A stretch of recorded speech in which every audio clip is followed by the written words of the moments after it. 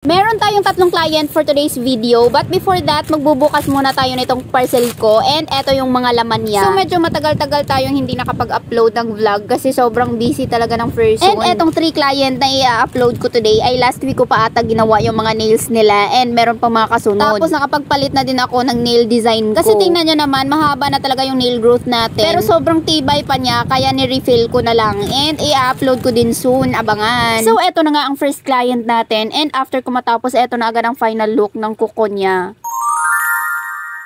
Ayan, manicure gel polish lang yung pinagawa niya sa akin with plain color na blue. O diba, sinong nagsabi na boring yung short nails tapos plain color lang? Ganda pa din kaya kahit walang design. But syempre, nakadepende din yan kay nail tech. Tingnan nyo ba naman kasi yung application natin ng gel polish, walang lagpas-lagpas yan. Ang ganda, ang linis. At ang singil ko dyan kay client ay 250 pesos lang. Naka-promo tayo kaya mura. Take note, take note. Kaya ano pang hinihintay nyo? Tara na, go! So, eto na yung pangalawang client natin for soft gel nail extension. And baka nagtaka kayo kung bakit basa yung gloves ko dyan, kasi nag-spray muna ako ng alcohol sa kamay ni client para masanitize at iwas bacteria kami pareho. Ganun. So after ko matapos lahat-lahat, ayan, nag-gel polish application na ang person. French tip ang ipapagawa niyang design na for sure babagay dito sa napili niyang base color. Kaya naman after ko matapos, eto na agad yung final look niya.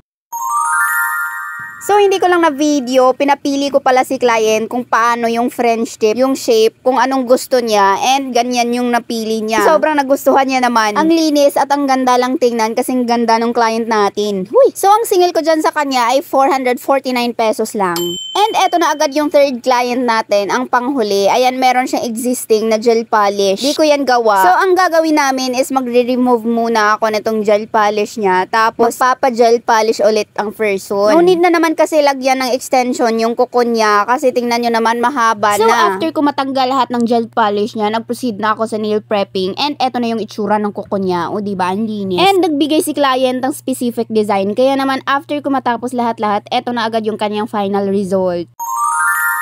So, quick story time lang. Yung cousin nitong client ko ang nag-recommend sa akin. Tapos, sinend niya tong ganitong design. Sabi, kaya ko ba daw? So, nung pagkakita ko pa lang dun sa inspo, unang napawaw talaga ako. Kasi ang ganda. Gusto kong gawin to kasi di ko pa nagawa yung parang paribo na nail art. Sabi ko, parang matcha-challenge ako nito. Pero dahil sobrang laki ng tiwala ko sa sarili ko na magagawa ko yan, ganyan ako eh. Positive ako lagi. Kaya wala akong hihindian. Actually, beginner lang din naman ako. Pero ma-creative kasi akong tao. And super nai-inlove ako pagdating sa mga pa-design kineme. Kaya ganun na lang yung tiwala ko sa sarili ko. Kaya naman sabi ko, kayang-kaya ko yan. At yun na nga, dumating na agad after ilang minutes nung si client kasama yung cousin niya. Tapos nung ginawa ko tong design na to, di naman ako masyadong nahirapan, na-achieve ko naman ang bongga. So ang masasabi ko lang dito is kapag love mo yung ginagawa mo, then go, wag kang umayaw. Huwag mo itatak sa isip mo na, ay mahirap yan. Di ko kaya. Kasi di mo talaga malalaman kung di mo susubukan. Ganun. And that's all for today's video. This is Marian Beauty. Thank you for watching.